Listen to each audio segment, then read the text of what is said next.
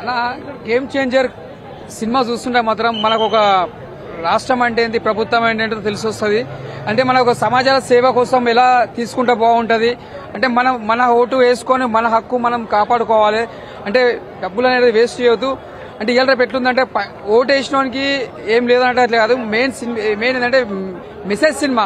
ఇది ఒక శంకర్ గారు తీసింది సినిమా, తీసింది ఒక మెసేజ్ సినిమా. ఇంతమందికి భారతీయుడు ఒకే ఒకడు మనం ఎలా ఎంజాయ్ చేస్తామో, అంటే ఒక సమాజం కోసం ఎలా మెసేజ్ ఇచ్చిండో ఈ గేమ్ చేంజర్ కూడా అలా సమాజానికి ఒక మెసేజ్ ఇచ్చిండు. అంటే నీకు ఎక్కడ కూడా బోరింగ్ లేదు, అర్థం చేసుకోవాలి. సినిమా అర్థం చేసుకున్న మంచిగా ఉంది, నీకు ఎక్కడైనా బోరింగ్ లేదు. ఇంకోటి బ్యాక్గ్రౌండ్ మ్యూజిక్ కానీ, స్క్రీన్ ప్లే కానీ, డైరెక్షన్ కానీ చాలా బాగుంది. ఇంకోటి చెప్పాలంటే మన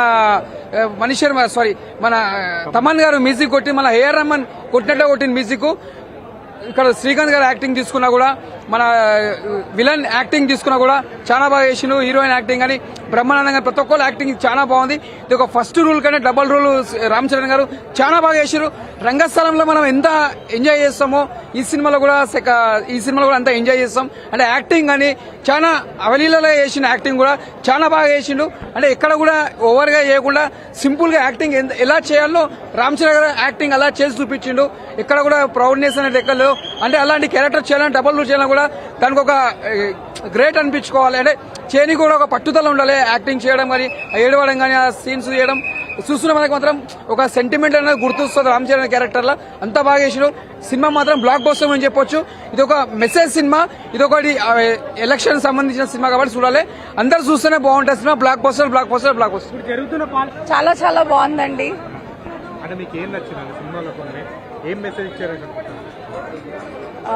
నార్మల్ గా ఒక కలెక్టర్ కి ఎన్ని పవర్స్ ఉంటాయి, ఒక ఎలక్షన్ కమిషన్ కి ఎన్ని పవర్స్ ఉంటాయి అనేది క్లియర్ గా కనిపించింది.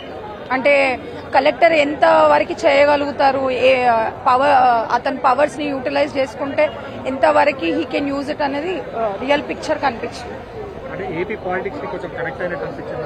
అట్లా ఏం లేదండి, అట్లా ఏం లేదు. ఒక్కొక్క సినిమాలో ఒక్కొక్క పాలిటిక్స్ అన్నట్టు అంతే. అట్లా స్టోరీ లైన్ కూడా అంటే మామూలు ఒకే ఒక్క సినిమా భారతీయుడు కొంచెం కనెక్ట్ అయినట్టు ఆ రూట్ లో వెళ్ళినట్టు అనిపించింది. అంటే కరప్షన్ అనేది అన్ని సినిమాలలో ఒక్కొక్క రోల్ గా ఉంటుంది కదా, దేని ఇండివిజువాలిటీ దానిదే అన్నట్టు అంతే. చాలా బాగుంది, రియలిస్టిక్ గా ఉంది, చాలా రియలిస్టిక్ గా ఉంది. అప్పన్న క్యారెక్టర్ వచ్చేసి రంగస్థలంలో హీరో రామ్ చరణ్ గారు కనిపించారు. అండ్ నార్మల్ గా రామ్ నందన్ అనే క్యారెక్టర్ అయితే నార్మల్ ఉంది.